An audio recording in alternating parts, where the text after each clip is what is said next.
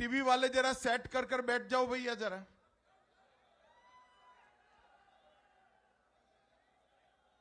Please भैया camera set कर कर बैठ जाइए।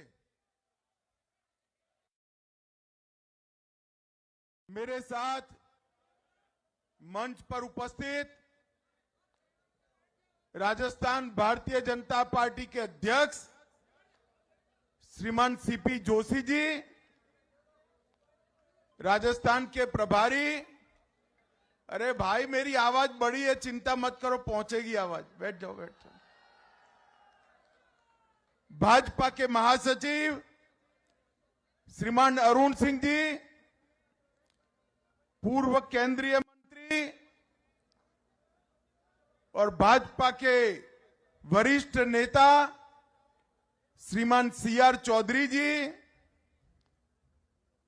जिला अध्यक्ष नागौर देहात श्री गजेंद्र सिंह जी, जिला प्रमुख नागौर भगीरथ जी, श्री देवीलाल जी, श्री विजेंद्र सिंह जी, डॉक्टर रजनी गावड़िया जी, और आज जिनको जिताने के लिए मैं नावा में आया हूं, भारतीय जनता पार्टी के प्रत्याशी श्रीमान विजय सिंह चौधरी जी। आ गया हो विजय सिंह जी।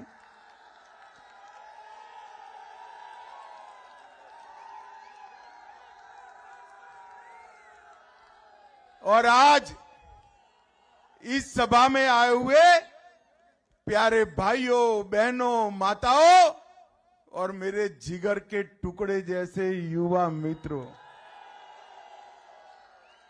सबसे पहले नमक नगरी नावा की इस पावन धरती को मैं दोनों हाथों से प्रणाम कर कर मेरी बात की शुरुआत करता हूं। भैया मैंने पढ़ लिया, कांग्रेस ने नुकसान किया है, अब बैठ जाओ, मैं बोलता हूं बाद में, बैठ जाओ। हम सभी के आराध्य तेजाजी महाराज, भगवान देवनारायण, श्री यादे माता और मारोट के भेरूजी जी को भी प्रणाम कर कर मेरी बात की शुरुआत करता हूं। मित्रों, राजस्थान की भूमि आज से नहीं सदियों से पूरे भारत के लिए सम्मान और गौरव की भूमि। राजस्थान ही एक ऐसा प्रदेश था जिसने मुगलों की आंधी के सामने डटकर मुकाबला किया और उनको रोकने का काम किया। महाराणा प्रताप, बप्पा रावल, राणा सांगा और महाराणा कुंभा की ये वीर परंपरा को राजस्थान आज भी आगे बढ़ा रहा है। पन्नाधाई, रानी पद्मिनी, गोरा बादल, जाला मन्ना, ये सब ने वीरता की कई कहानियां गढ़ी हैं। और आज भी जब भी देश की रक्षा का सवाल आता है, यही जाट बेल्ट से जवान सीमा पर जाकर भारत माता की रक्षा करने का काम करते हैं। और इस पर न केवल हमें, पूरे देश को इस पर गौरव। और ये 5 साल अशोक गहलोत की सरकार चली, अशोक गहलोत की सरकार ने ये वीर भूमि को तबाह करने के में कोई कसर नहीं छोड़ी। मैं यहां पर नावा वालों को कह सकता हूं कि सबसे भ्रष्ट सरकार अगर कहीं पर रही है तो राजस्थान की सरकार सबसे भ्रष्ट है।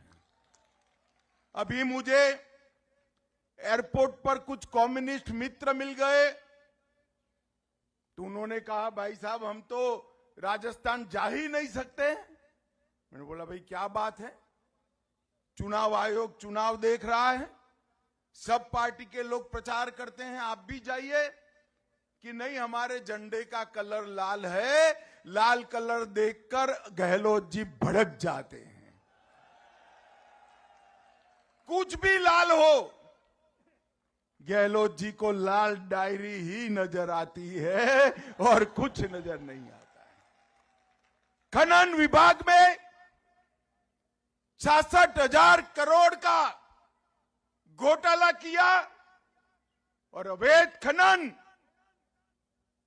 उस सीमा तक बढ़ा कि एक संत ने अपने आप को जलाकर भूमि की रक्षा के लिए जान दे देनी पड़ी। फिर भी गहलोत साहब की नींद नहीं उड़ती। 66,000 करोड़ का उदय सागर झील में 2,000 करोड़ का घोटाला, शिक्षा मंत्री के सामने ट्रांसफर में पैसा लेने का आरोप लगना देश में कहीं नहीं हुआ। सचिवालय में 2 करोड़ और किलो में सोना मिलने की घटना देश में कहीं नहीं हुई। अरे गहलोत जी शर्म करो, शर्म करो। जिस सचिवालय में आप बैठते हो, आपके नीचे, आपके नाक के नीचे 2.5 करोड़ रुपया और 1 किलो सोना जब्त होता है। आप किस प्रकार की सरकार चला रहे हो? माताओं, भाइयों, बहनों, काली सिंह बांध के नाम पर 200 करोड़ का घोटाला, गरीबों के राशन में 100 करोड़ का घोटाला, वृद्धावस्था के पेंशन में 450 करोड़ का घोटाला और घोटालों की सीमा यहां तक बढ़ गई कि अब जांच करने वाले भी कहते हैं छोड़ दो भाई, जहां हाथ डालते हैं वहां से घोटाला निकलता। नावा वालों बताओ, ये भ्रष्टाचारी सरकार को दूसरा मैंडेट दे सकते हैं क्या? जोर से बोलो, दे सकते हैं क्या? राजस्थान में सबसे बड़ी समस्या गांव दाणी के अंदर पीने का पानी पहुंचाने की मोदी जी ने समग्र देश के लिए योजना बनाई कि हर गरीब के घर में, हर व्यक्ति के घर में नल से जल पहुंचाएंगे। परंतु यहां पर जल जीवन मिशन के नाम पर 20,000 करोड़ रुपया खा गए, लोगों के घर में पानी नहीं पहुंचने दिया। मैं आज आपको गारंटी देकर जाता हूं, कमल फूल की सरकार बना दीजिए। ये डबल इंजन सरकार 2.5 साल के अंदर राजस्थान के हर घर में नल से जल पहुंचाने का काम करेगी। माताओं, भाइयों, बहनों, अशोक गहलोत जी को कांग्रेस के उनके प्रशंसक जादूगर कहते हैं। जादूगर तो है ही भाई, कुछ तो है। कोई मुख्यमंत्री ऐसे जादू नहीं कर सकता। देखिए साहब, इन्होंने जादू कर कर राजस्थान में बिजली घूल कर दी, पूरे देश भर में बिजली मोदी जी ने घर घर पहुंचाई। यहां सबसे ज्यादा कटौती राजस्थान में होती है। स्वास्थ्य की सुविधाएं जो वसुंधरा राजे सरकार में बहुत आगे बढ़ी थी, इसको घूम करने का काम ये अशोक गहलोत सरकार ने किया है। रोजगारी भी घूम कर दी, कानून और व्यवस्था भी घूम कर दिया। अब इतनी सारी चीजें तो कोई जादूगर ही घूम कर सकता है और कोई नहीं कर सकता है। भाइयों और बहनों, चाहे बिजली देनी हो, स्वास्थ्य सुरक्षा ठीक करनी हो या कानून और व्यवस्था की स्थिति ठीक करनी हो, ये काम केवल और केवल कमल फूल की सरकार कर सकती है, भाजपा सरकार कर सकती है। और मित्रों, एक वर्ल्ड रिकॉर्ड कांग्रेस सरकार ने बनाया है। पेपर लीक करने का रिकॉर्ड। हर साल 3 पेपर लीक हुए।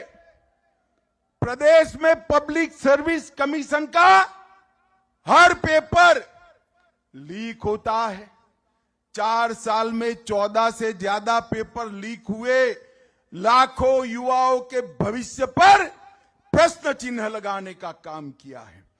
कांस्टेबल भर्ती का paper leak, high court LDC की भर्ती का पेपर लीक, एसआई भर्ती का पेपर लीक, चिकित्सा अधिकारियों का पेपर लीक, सीएचओ का पेपर लीक, लाइब्रेरियन भर्ती का paper leak, JEN civil degree का पेपर लीक, वन रक्षक भर्ती का पेपर लीक, बिजली विभाग के तकनीकी हेल्पर का पेपर लीक और द्वितीय श्रेणी के शिक्षक की भर्ती का पेपर भी लीक किया।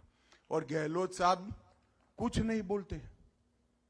गहलोत जी एक पेपर के लिए एक युवा 2.5-3 साल कठोर मेहनत करता है। कई लोग ट्यूशन की फी भी देते हैं और आप पेपर लीक कर कांग्रेस पार्टी के चट्टे बट्टे को रोजगारी देते हो। शर्म आनी चाहिए गहलोत जी, आपको शर्म आनी चाहिए। मैं आपको बताना चाहता हूं, आप कमल फूल की सरकार लगा दीजिए। आने वाले दिनों में हम ऐसी व्यवस्था करेंगे कि राजस्थान में एक भी पेपर लीक नहीं होगा। ऐसी व्यवस्था भारतीय जनता पार्टी करेगी। मित्रों, तुष्टीकरण की राजनीति गहलोत जी ने सारी सीमाएं लांघ दी है। 19 में टोंक में हिंसा हुई, 20 में डिंगरपुर में, 21 में बारा में, 21 में झालावाड़ में, 22 में करौली में, 22 में जोधपुर में, छाबड़ा, भीलवाड़ा, करौली, जोधपुर, चित्तौड़गढ़, नौहर, मेवात, मालपुरा और जयपुर, इस सभी जगह कौमी दंगे हुए हैं। और उदयपुर में दिन दहाड़े कन्हैयालाल तेली का सर काटकर इन लोगों ने हत्या कर दी। मैं पूछना चाहता हूं, गहलोत जी आप क्या कर रहे हो? कन्हैयालाल तेली का सर काट दिया। आपने क्या किया? रामनवमी और महावीर जयंती पर प्रतिबंध लगा दिया। अब सर काटने वाले को तो ये कुछ नहीं करते। महावीर रैली, महावीर जयंती और रामनवमी पर प्रतिबंध लगा दिया। और दूसरी ओर कोटा में पीएफआई वाले धड़ल्ले से रैली निकाल रहे हैं। भगवान भला करे मोदी साहब का, इन्होंने निर्णय कर ये पीएफआई को बैन लगाकर जेल में डालने का काम ये भारतीय जनता पार्टी की सरकार। करौली में धारा 144 लगाई, अलवर में 300 साल पुराना मंदिर बुलडोजर से तोड़ा, झालावाड़ में कृष्णा वाल्मीकि पीट पीट कर हत्या करी, भरतपुर में संत विजयदास जी को आत्महत्या करनी पड़ी और सलासर में राम दरबार को भी बुलडोजर से गिराने का काम ये अशोक गहलोत की सरकार ने किया। मुझे बताओ नावा वालों, डेमोक्रेसी में सबका अधिकार है या नहीं है? है या नहीं है? ये तुष्टीकरण की राजनीति चल सकती है क्या? जोर से बोलो, चल सकती है? अरे उखाड़ कर फेंक दो गहलोत सरकार को, जो इस तरह की तुष्टीकरण की राजनीति करती है। और मित्रों, तुष्टीकरण की तो सीमा होती है। मुझे बताओ नावा वालों, ये कश्मीर हमारा है या नहीं है? जोर से बोलो, अंत तक है या नहीं है? धारा 370 हटनी चाहिए थी या नहीं हटनी चाहिए थी? धारा 370 हटाने के लिए उनकी तो हिम्मत नहीं चली। कलेजा चाहिए, कलेजा, उनमें कलेजा नहीं था। आपने दूसरी बार 25 की 25 सीटें दी। मोदी जी 19 में प्रधानमंत्री बने। 5 अगस्त 2019 को मोदी जी ने धारा 370 समाप्त कर दी। और उस वक्त ये राहुल बाबा, काहे को हंसते हो भैया? ये राहुल बाबा खड़े होकर पार्लियामेंट में कहते थे, धारा 370 मत हटाओ, खून की नदियां बह जाएगी।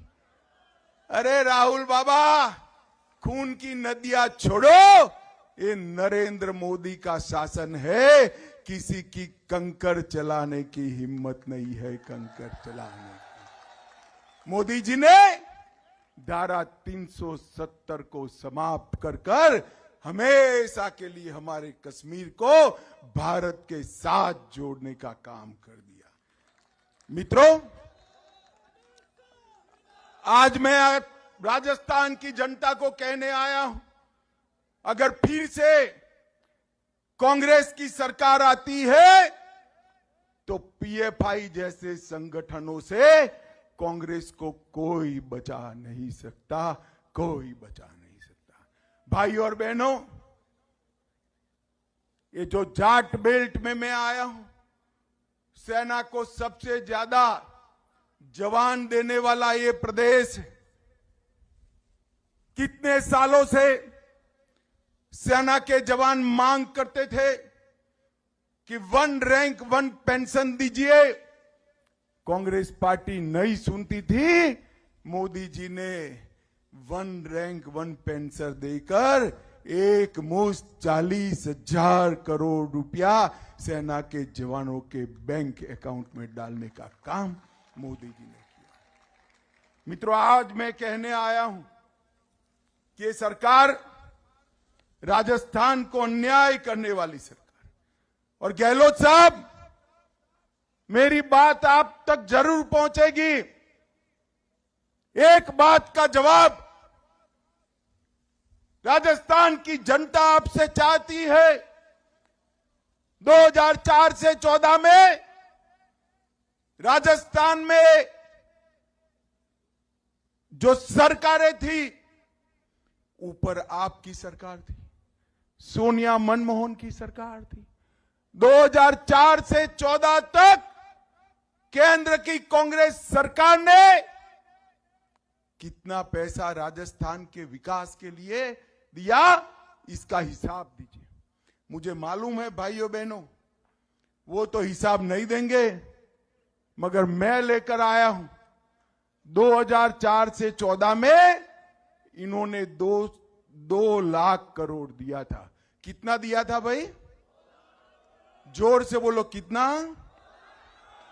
और मोदी जी ने 14 से 23 में, उनके 10 साल के सामने हमारे 9 साल, 2 लाख करोड़ की जगह 8,71,000 करोड़ रुपया देने का काम नरेंद्र मोदी से।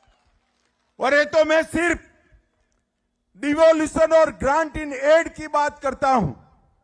इसके अलावे 6 लाख करोड़ रुपए का अलग अलग project, national highway, airports, petroleum की रिफाइनरी, रोड, रेलवे, ये सारे 6 लाख करोड़ के प्रोजेक्ट दिए।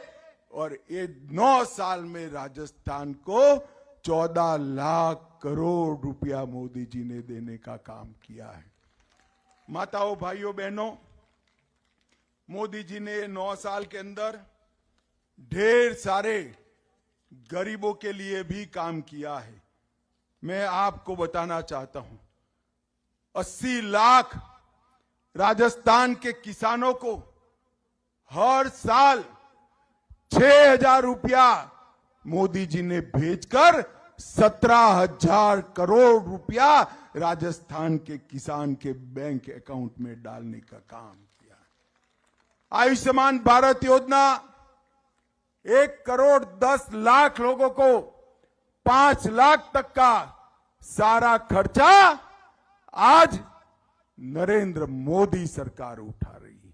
86 लाख घरों में शौचालय बनाकर माताओं बहनों को सम्मान के साथ जीने का अधिकार दिया है और 4 करोड़ 20 लाख गरीबों को प्रति व्यक्ति प्रति माह 5 किलो अनाज मुफ्त में देने का काम नरेंद्र मोदी सरकार ने किया है।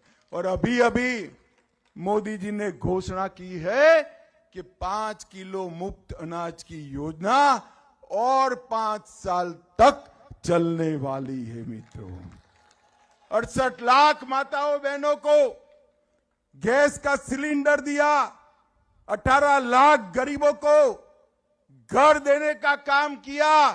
और नावा वालों बताओ, आप सभी को कोरोना का दोनों टीका लगा है या नहीं लगा है? जरा जोर से बोलो, लगा है या नहीं लगा है? मोदी जी ने 200 करोड़ टीका लगाकर पूरे देश को कोरोना से सुरक्षित करने का काम नरेंद्र मोदी जी ने किया है। नावा वालों, अंत में मैं एक ही बात कहना चाहता हूं। मैं तो एक निमंत्रण देने के लिए भी आया हूं। आप मुझे बताओ, अयोध्या में राम मंदिर बनना चाहिए था या नहीं बनना चाहिए था? 550 साल से ज्यादा समय से प्रभु श्री राम अपमानित अवस्था में थे। 70 साल से कांग्रेस पार्टी राम मंदिर को लटका रही थी, अटका रही थी, भटका रही थी। मोदी जी ने इसका भूमि पूजन किया और 22 जनवरी 2024 को इसकी प्राण प्रतिष्ठा भी मोदी जी करने वाले हैं।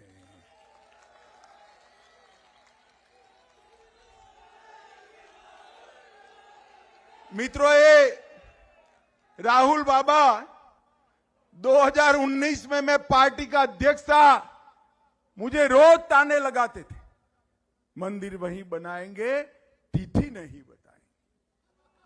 अरे राहुल बाबा, अब तिथि तय हो गई, क्या कहना है? क्यों मूल सील गया है? वो तो नहीं जाएंगे, मगर नावा वालों, चुनाव के बाद आप अयोध्या का टिकट करा दो, राम लल्ला भव्य मंदिर में विराजने वाले हैं। माताओं, भाइयों, बहनों, एक कांग्रेस पार्टी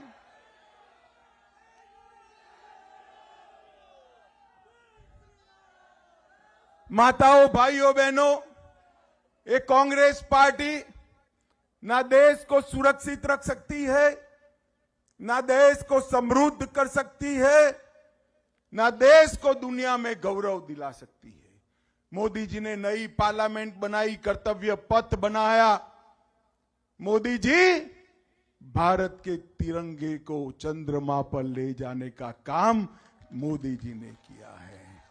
माताओं, भाइयों, बहनों, मुझे बताओ, 2024 में मोदी जी को फिर से प्रधानमंत्री बनाना है या नहीं बनाना है?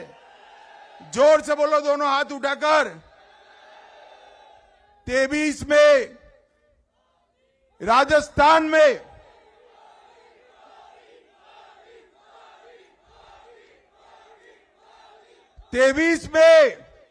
राजस्थान में फिर से भाजपा सरकार बनानी है ना? जोर से बोलो, बनानी है ना? कमल के फूल पर बटन दबाएंगे, हमारे प्रत्याशी को एमएलए बनाओगे, राजस्थान में भाजपा सरकार बनाओगे, 24 में मोदी जी को फिर से प्रधानमंत्री बनाओगे, तो मेरे साथ दोनों हाथ उठाइए, दोनों हाथ उठाइए, विजय के संकल्प की मुट्ठी बींचिए और प्रचंड आवाज से बोलिए, भारत माता की, भारत माता की, भारत माता की, वंदे वंदे वंदे